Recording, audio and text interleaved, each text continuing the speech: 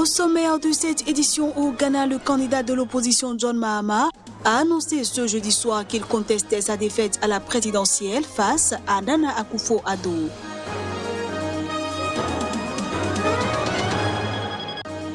En République démocratique du Congo, l'Assemblée a voté ce jeudi soir en faveur de la destitution de sa présidente pro-Kabila, Janine Mabunda.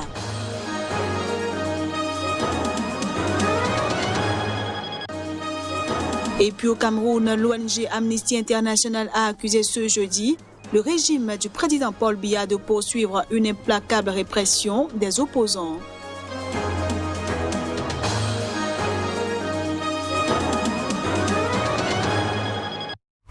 Voilà pour le sommaire. Bienvenue à tous. Au Congo-Brazzaville, le président Denis Sassou Nguesso, 77 ans, dont 36 au pouvoir, a été désigné sans surprise ce jeudi candidat à l'élection présidentielle prévue en mars 2021 par les 17 partis qui composent sa majorité présidentielle.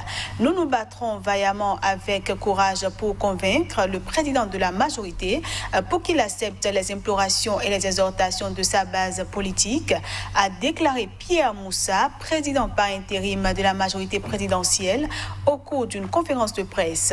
Déjà investi par le PCT en décembre 2019 à Brazzaville, le président Denis Sassou Nguesso ne s'est pas encore prononcé. La date du scrutin prévu en mars 2021 par la Constitution reste affichée. Le président pourrait annoncer la date du scrutin et officialiser sa propre candidature lors d'un discours à la nation le 19 décembre prochain. Au Ghana, l'ancien chef de l'État John Dramani Mahama a refusé ce jeudi de reconnaître sa défaite face au président sortant Nana Akufo-Addo, réélu pour un second mandat à la tête du Ghana, et ce, selon les résultats officiels. Le candidat de l'opposition a refusé d'accepter sa défaite à la présidentielle ghanéenne face au président sortant Nana Akufo-Addo. Son parti avait déjà annoncé qu'il rejetait les résultats, mais l'ex-chef de l'État ne s'était pas encore exprimé. Lors d'une conférence de presse ce jeudi, John Dramani Mahama a qualifié les résultats annoncés par la commission électorale de frauduleux et a menacé de prendre toutes les mesures légales pour renverser cette injustice. Nous ne pouvons pas accepter les résultats de l'élection donnée par la présidente de la commission électorale, Madame Jeanne Messan. Ces résultats sont erronés et discrédités.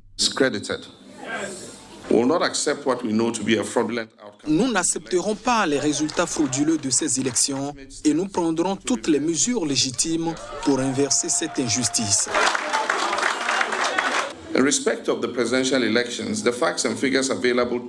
En ce qui concerne les élections présidentielles, les faits et les chiffres dont nous disposons grâce aux feuilles roses et aux autres preuves dans tout le pays indiquent que de nombreuses mesures ont été prises pour manipuler les résultats de l'élection en faveur du président sortant.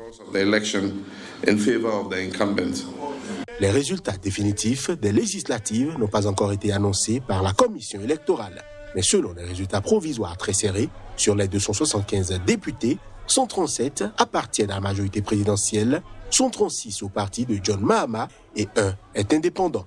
Un poste de député dans la région de Bono-Est n'a pas encore été officialisé. Mais selon l'ancien président Mahama ce jeudi, son parti, le NDC, a remporté une majorité de 140 sièges. En République démocratique du Congo, le président Félix Tshisekedi a remporté ce jeudi une grande victoire contre la majorité parlementaire de son prédécesseur Joseph Kabila, et ce, avec la destitution d'un des piliers de cette majorité, la présidente de l'Assemblée nationale, Janine Mabunda. Le bras de fer opposant Félix Tshisekedi et son prédécesseur Joseph Kabila a tourné en faveur de l'actuel président. Et pour cause, l'Assemblée nationale de la République démocratique du Congo a voté jeudi soir en faveur de la destitution de sa présidente pro-Kabila, étape cruciale dans l'offensive du président Félix Tshisekedi pour renverser la majorité parlementaire fidèle à son prédécesseur. Les députés ont voté pour la déchéance de leur présidente pro-Kabila, Janine Mabunda, par 281 voix contre 200 pour son maintien au perchoir avec une abstention et un bulletin nul. Jusqu'à présent, les partisans de Joseph Kabila revendiquaient une majorité de plus de 300 députés sur les 500 que compte l'Assemblée nationale depuis les élections législatives du 30 décembre 2018. La plénière et le vote de jeudi ont été convoqués par un nouveau bureau provisoire de l'Assemblée installé mardi à l'initiative des partisans de Félix Tshisekedi. Avec la chute de la présidente de l'Assemblée nationale, c'est la majorité FCC qui vient d'être renversée et de belle manière, a réagi un député présent dans la salle des séances où les résultats ont été salués par des cris de joie. Accusée d'opacité dans sa gestion financière, Janine Mabunda s'était défendue sur le fond à la tribune en appelant les députés à se prononcer sur des éléments purement techniques et non politiques. Proclamé vainqueur de l'élection présidentielle du 30 décembre 2018, le président Félix Tshisekedi gouvernait depuis janvier 2019 en coalition avec les forces de son prédécesseur, majoritaire à l'Assemblée et au Sénat. La République démocratique du Congo s'enfonce dans la crise depuis que le chef de l'État, Félix Tshisekedi, a annoncé dimanche dernier la fin de la coalition qu'il formait avec Joseph Kabila. Les partisans exultent après la victoire du président congolais Félix Tshisekedi dans son bras de fer contre son prédécesseur Joseph Kabila, majoritaire au Parlement, et la destitution d'un des piliers de cette majorité, la présidente de l'Assemblée nationale, Janine Mabunda. On les suit. Nous sommes dans la joie parce que Janine Mabunda a été destituée de l'Assemblée nationale. On est très content de sa déchéance. Cet esprit du kabylisme disparaît enfin. Nous n'avons besoin que de Félix Tshisekedi. Le départ de ces bureaux, c'est le départ de M. Kabila. C'est la fin des règnes de Kabila.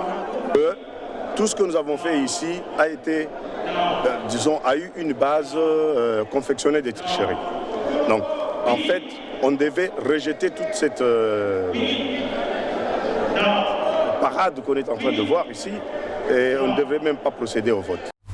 Ce journal se poursuit au Libéria. L'opposition est sortie en tête des élections sénatoriales de mi-mandat dans 5 circonscriptions et des candidats indépendants dans 2, selon des résultats partiels annoncés ce jeudi par la commission électorale. Le parti du président Georges Weah ne remporterait qu'un seul des 8 sièges. Ces résultats, s'ils se confirment, constituent un sérieux revers pour le président Georges Weah. L'opposition pourrait enregistrer une victoire hautement symbolique en remportant le comté de Montserrado, le plus peuplé du pays et qui comprend la capitale Monrovia. C'est aussi le fief électoral historique de Georges Weah qu'il a représenté au Sénat de 2015 à son accession à la présidence de l'État en janvier 2018. La commission électorale continuera à publier au fur et à mesure du dépouillement les résultats des sénatoriales. Ceux du référendum sont attendus le 23 décembre prochain. Pour rappel, les Libériens se sont rendus mardi dernier aux urnes pour choisir 15 de leurs 30 sénateurs et pour un référendum constitutionnel proposant notamment de réduire la durée du mandat du chef de l'État et d'autoriser la double nationalité. Et puis au Cameroun, Amnesty International a accusé ce jeudi le régime du président Paul Biya, au pouvoir depuis 38 ans, de poursuivre une implacable répression des opposants caractérisée, selon l'ONG, par des arrestations, détentions arbitraires et poursuites devant les tribunaux militaires. L'ONG de défense des droits humains rappelle que sur plus de 500 personnes arrêtées le 22 septembre pour avoir manifesté ou voulu manifester pacifiquement contre le pouvoir, au moins 160, en majorité des militants du mouvement pour la renaissance du Cameroun MRC, le parti de Moïse Kamto, le principal opposant à Paul Biya, sont toujours aujourd'hui en détention. Parmi elles, 13 ont été condamnés à des peines de prison ferme par des tribunaux civils et 14 ont été renvoyés devant un tribunal militaire pour des motifs tels que tentative d'insurrection, tentative de révolution ou encore rébellion. Ce communiqué de l'ONG intervient au lendemain de l'annonce de l'écrasante victoire du parti de Paul Biya, 87 ans, aux premières élections régionales du pays tenues dimanche. Le Rassemblement démocratique du peuple camerounais RDPC a raflé 9 conseils régionaux sur les 10 régions du pays, le dernier tombant dans l'escarcelle d'un parti de la majorité présidentielle à l'Assemblée nationale. Amnesty International invite les autorités à mettre fin aux arrestations et détentions arbitraires massives et libérer immédiatement les prisonniers de conscience. Assigné à résidence depuis la veille des événements du 22 septembre, l'opposant Maurice Kamto est libre de ses mouvements depuis mardi, le dispositif policier mis en place autour de sa maison de Yaoundé ayant été levé. Et voilà, mesdames, messieurs, ce sera tout pour cette édition que je vous remercie d'avoir suivi.